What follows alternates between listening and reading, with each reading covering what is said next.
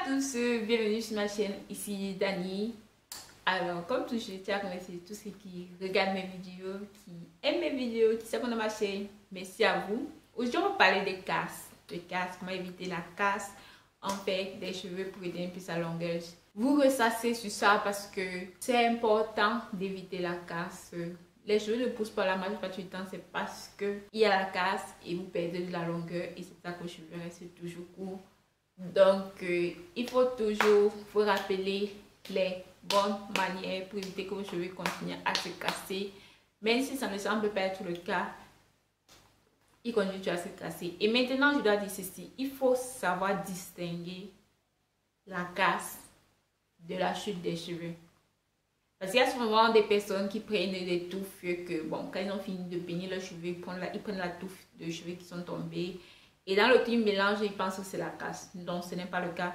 La chute des cheveux, c'est quand vos cheveux tombent déjà du bulbe, quand c'est un bulbe blanc au bout, et qui tombe à la fin de leur cycle. Parce qu'il y a un cycle capillaire, j'ai fait une vidéo sur ça, je vais mettre le lien là. Maintenant, la casse, c'est quand vous voyez les petits bruns de cheveux, genre qui normalement sont plus courts que la moitié de vos cheveux, qui ont une longueur plus courte que la moitié de vos cheveux. Donc, et qui n'ont pas de bulbe blanc. Vous allez voir les petits morceaux. C'est ça qui est important de voir quand il s'agit de la casse. En moyenne, vous pouvez suivre une casse peut-être à chaque lavage, à chaque manipulation. Il faut savoir distinguer les différents types de casses. Il y a la casse normale qui peut arriver, mais ça ne doit pas dépasser plus de 10. On peut aller jusqu'à 15 petits grains de cheveux. Maintenant, il y a la casse moyenne qui est déjà, on est en répartie vers la ligne intermédiaire entre ça peut aller et ça ne peut pas aller.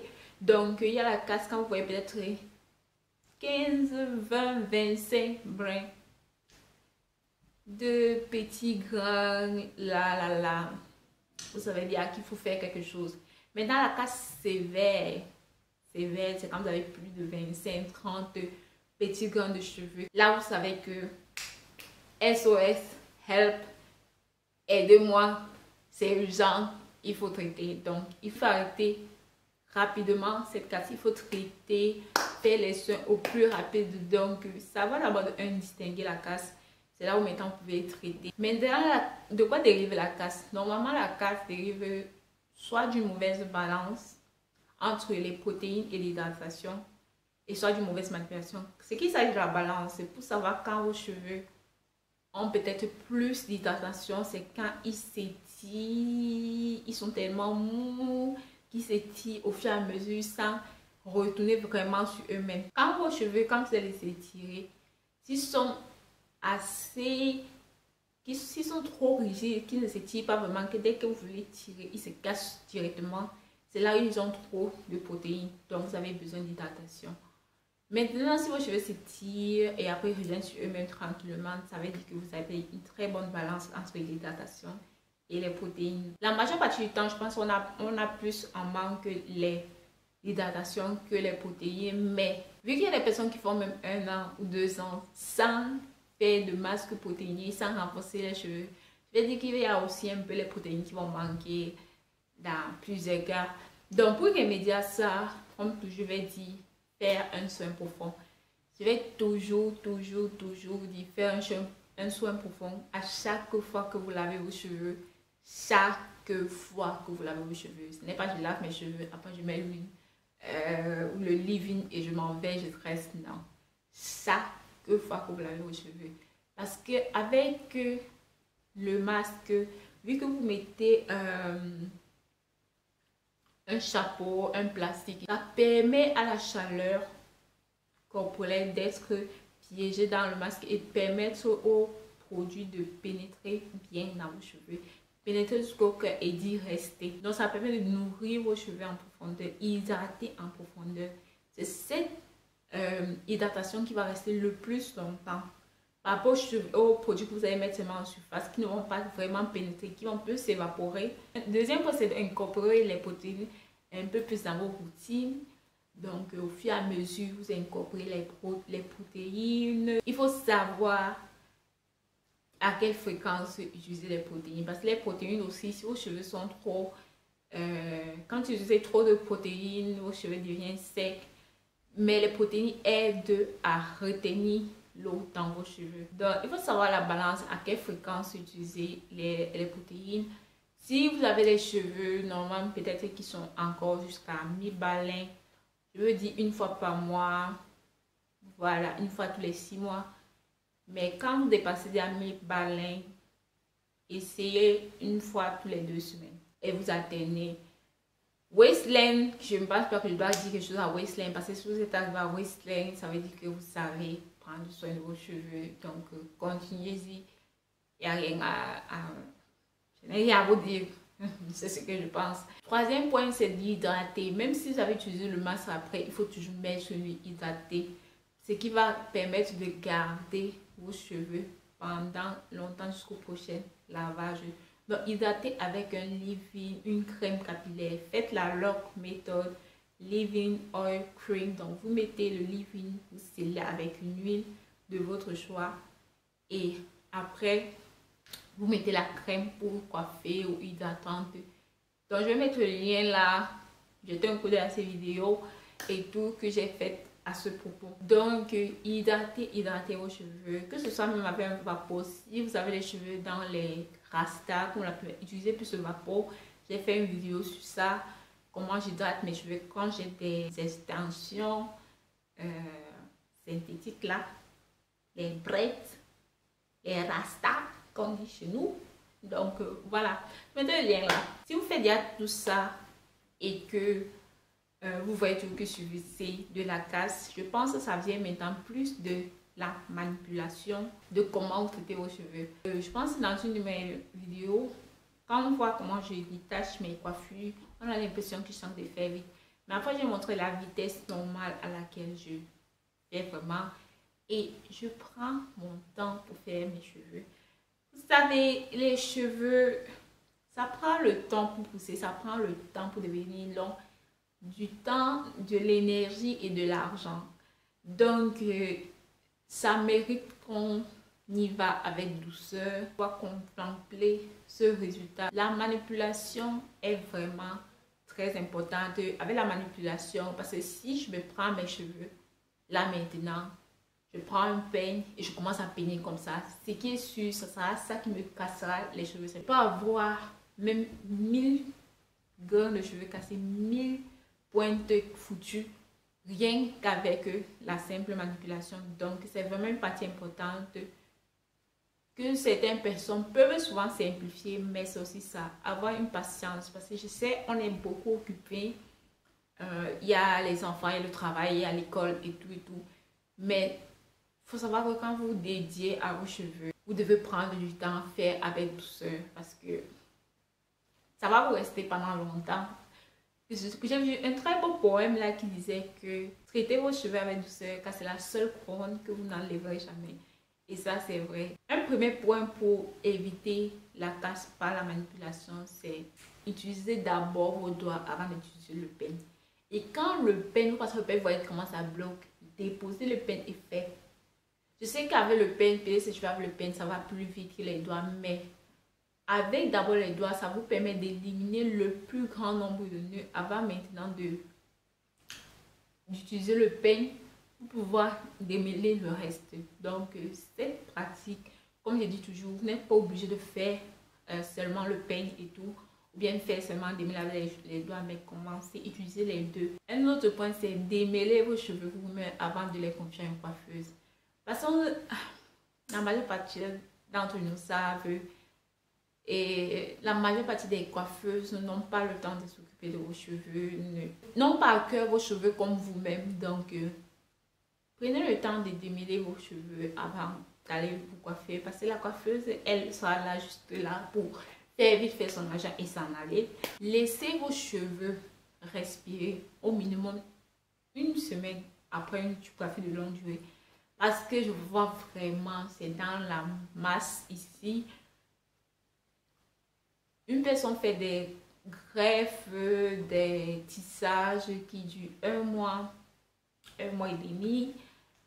Et après, dès qu'elle lave, elle refait le même tissage et tout, sans laisser ses cheveux respirer, sans laisser le temps d'hydrater ses cheveux, peut-être pendant une semaine. Parce que quand vous mettez les cheveux déjà là, tous ceux qui après ne prennent pas le temps de s'occuper de leurs cheveux sous les coiffures protectrices, les cheveux non seulement se déshydratent, donc ça sèche. Et en plus de ça, le fait qu'ils restent collés entre eux crée d'énormes nœuds qu'il faut démêler. Donc, vous allez espacer entre les coiffures de longue durée. Et moins vous allez avoir cet emmêlage qui cause les nœuds. Parce que vous voyez vraiment l'emmêlage avec la poussière, tout l'environnement, ça crée des nœuds là. Et je pense que la majorité d'entre nous, on connaît ce que c'est. Pour démêler, et quand vous démêlez ça, facilement, vous avez de la casse, facilement, ça vous arrache des cheveux. Donc, laissez le temps à vos cheveux de respirer entre les coiffures protectrices. Ne pensez pas que oui, vu que vous ne touchez pas vos cheveux, après vous avez vu que peut-être après un mois et demi, vous avez vu comment vos cheveux ont poussé. Le problème, c'est que même si ça pousse là, ça se casse ici, là, sur les pointes. Donc, à la fin, non, vos cheveux ne poussent pas parce que vous avez fait les coiffures de longue durée. Je ne suis pas une croyante de cela, donc non. Ceux qui font les perruques, qui enlèvent la perruque après une semaine et font les cheveux, oui. Mais ceux qui font un mois, 2 mois, non, arrêtez ça. Si vous voulez avoir les longs cheveux, arrêtez ça. Voici un point que beaucoup de personnes ne vont pas adhérer avec moi parce qu'ils n'ont pas cette même vision, je pense. C'est d'arrêter les coiffures sophistiquées, les coiffures très tendance. Parce que regardez les personnes qui ont trop les belles coiffures, les trucs. À la fin, quand ils enlèvent, quand ils détachent les cheveux, il ne reste vraiment pas grand chose. Ça demande trop de traction, de manipulation sur vos cheveux. Ça affaiblit parce qu'au fur et à mesure que vous manipulez vos cheveux, ils s'affaiblissent. Les protéines, parce que les cheveux sont faits de protéines, de kératine, les morceaux s'enlèvent. Le fait de toujours faire comme ça là. Et quand on fait les coiffures trop sophistiquées, ça demande ça. Voyez un peu par rapport au braidage. Ce twist-up, c'est déjà 2 touffes que vous enroulez, ça demande moins de trucs. S'il faut natter, s'il faut faire ceci, donc la majeure partie des grains seront affaiblis. Maintenant, je sais que la majeure partie, quand on se coiffe, on va avoir la topissime coiffure qui peut y avoir et tout. Moi, je suis pas de ce genre de personne depuis des années. Pour moi, l'essentiel, c'est que, un, ça passe pas mal. Et de deux, c'est que mes cheveux soient juste attachés. Après, le résultat... heureusement pour moi, je ne me tresse plus parce que j'ai toujours dit que je suis une pleureuse. Quand on touche ma tête, je vais dire non, je ne supporte pas. Donc, maintenant, c'est à vous de voir. J'ai dit à plusieurs personnes, surtout au niveau des tempes, le fait de faire les coiffures protectives demande qu'on tire. Vous allez voir la majeure partie qui ont toujours de très belles coiffures. Le problème, c'est que une belle coiffure du servant, 2 semaines. 1 mois max. Mais vos cheveux, c'est pour toute la vie. Votre tête, c'est pour toute la vie. Donc, vous allez vous rendre compte que plusieurs personnes à la longue commencent à avoir l'alopécie. Et après, ils se demandent comment... Parce que ça aussi, ça fatigue votre bulbe. Ça fatigue vos follicules pileux qui ne font plus à produire les cheveux. Vous vous retrouvez...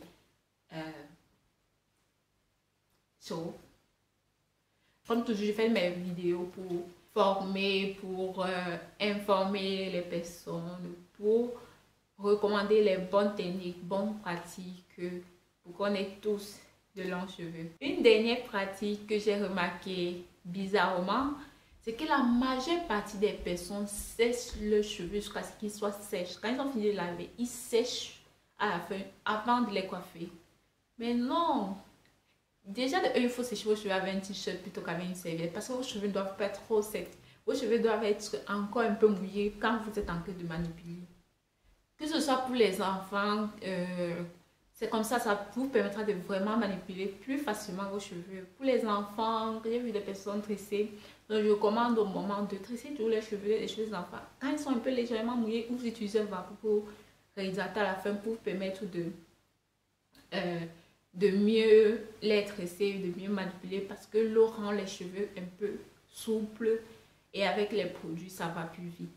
Arrêtez de faire, et ceux qui sont encore high level, qui sont à un niveau élevé, utilisez encore le peigne sur cheveux secs et s'attendent à avoir les longs cheveux. Non, c'est une pratique qu'il faut bannir. N'utilisez pas le peigne sur cheveux secs. Jamais, jamais, jamais, jamais. Dans le cas où vous voulez avoir les longs cheveux. Donc, voilà, c'est tout pour cette vidéo. J'espère qu'elle a été assez informative. Je sais que ça a été une vidéo un peu longue, mais j'ai juste besoin de mettre les choses au clair pour faire avancer notre aventure capillaire, évolution capillaire, pour que demain, nous toutes, on marche aussi en route avec les longs cheveux, avec un beau volume et tout. Donc, voilà, n'hésitez pas à aimer la vidéo, à partager, je sais que ça va aider plusieurs personnes. Donc, n'hésitez pas à partager sur tous vos réseaux sociaux et commentez en bas s'il y a une de ces pratiques que vous faites et que vous ne ferez plus et tout. Et si vous avez quelque chose à ajouter, n'hésitez pas aussi. Vous savez, je lis toujours les commentaires, je réponds. Merci à tous de m'avoir suivi. N'hésitez pas à rester définitivement connecté avec moi. Je vais laisser là ma photo de profil pour vous abonner. Et si vous êtes abonné, cliquez sur la cloche qui est à côté pour recevoir les notifications dès que je poste une vidéo. Et je vais laisser la deuxième vidéo là si vous n'avez pas encore regardé. On se prend dans une prochaine vidéo. Bye bye.